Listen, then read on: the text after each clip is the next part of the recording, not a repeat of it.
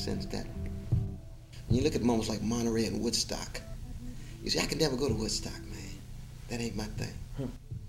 Never. I go hear the dramatics and the whispers and the Manhattans or something, but Woodstock, it's too far removed and alien from my context. You know, I ain't got nothing against white brothers and sisters, but there's a whole lot of white folk out there drinking and carrying on. And I'm thinking like, wow, this is not my thing. Just like in San Francisco, was it Haight-Ashbury? Oh, you're talking about the what Altamont? You mean? No, but the whole you mean kind of just the whole hippie scene, Haight-Ashbury the whole scene, hippie yeah. scene and stuff. You see, that ain't my thing, and that's true for most black people.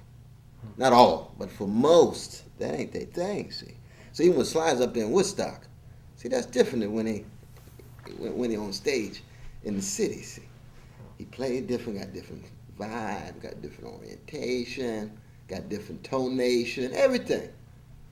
So if you see Sly in an all black, dead up Detroit, Southside Chicago situation, he different in Woodstock. Wow. Different. See, it's like in the black preacher in a Presbyterian church or preach in a New Age spiritual church, and then you bring the brother back to Shiloh Baptist Church, right around the corner from Hurryback Lounge. Sly was one of the most free black men in the 1960s. The only other free black man was Richard Pryor. And to be a free black man means to no longer be intimidated, scared of being yourself. Because to be niggerized is to be intimidated and scared by the white powers that be to force you to wear a mask so that you're never yourself. You're always having to put on. Sly wouldn't go for that, you see.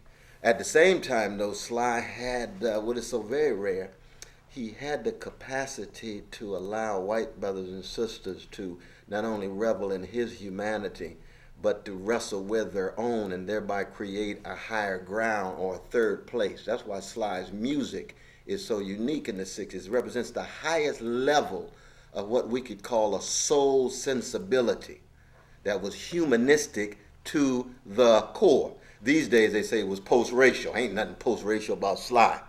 Just like in some ways nothing post-racial about Obama. What Sly did was he went to the roots of black culture and black people's a sense of who we are and recognized that humanity that allowed white folk an access to it and then took white folk with him. You see. And in that sense, he's you think of, everybody's a star, everyday people. Dance to the music, stand, you can make it if you try. On into Family Affair, and thank you for letting me be myself.